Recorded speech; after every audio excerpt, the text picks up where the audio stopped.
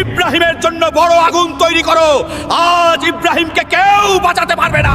এটি একজন বাদশাহর হুকুম ছিল, এটি পুরো কওমের ফয়সালা ছিল। হযরত ইব্রাহিম আলাইহিস সালাম তার কওমকে বারবার বুঝিয়েছেন যে এই মূর্তিগুলো না শুনতে পারে, না বলতে পারে, না কোনো ক্ষতি করতে পারে, কিন্তু তার কওম তাদের বাপ দাদার রীতিনীতির উপর অটল ছিল। তারা পাথরের মূর্তির সামনে সিজদা করত এবং সত্যের কথা শুনে রাগে ফেটে পড়ত। তারপর একদিন যখন পুরো কওম উৎসবের জন্য শহরের বাইরে গেল, তখন হযরত ইব্রাহিম আলাইহিস সালাম মূর্তিশালায় প্রবেশ করলেন। তিনি ছোট বড় সব মূর্তি ভেঙে ফেললেন, শুধু সবচেয়ে বড় মূর্তিটিকে ছেড়ে দিলেন, যাতে মানুষের কাছে সত্য পরিষ্কার হয়ে যায় যে যাদের তারা পূজা করে তারা তো নিজেদের রক্ষাও করতে পারে না। যখন মানুষ ফিরে এলো এবং তাদের উপাস্যদের ভাঙা অবস্থায় দেখলো, তখন তাদের রাগ আকাশচুম্বী হলো। তারা জিজ্ঞেস করলো, এটি কে করেছে? লোকজন বলল, একজন যুবক আছে, তার নাম ইব্রাহিম। তারপর হযরত ইব্রাহিম আলাইহিস সালামকে সবার সামনে আনা হলো। তিনি অত্যন্ত হিকমতের সাথে বললেন, যদি এরা কথা বলতে পারে তবে তাদের সবচেয়ে বড় মূর্তিকে জিজ্ঞেস করো। ঠিক সেই মুহূর্তে পুরো কওম এক মুহূর্তের জন্য চুপ হয়ে গেল, কারণ সত্য তাদের সামনে দাঁড়িয়েছিল।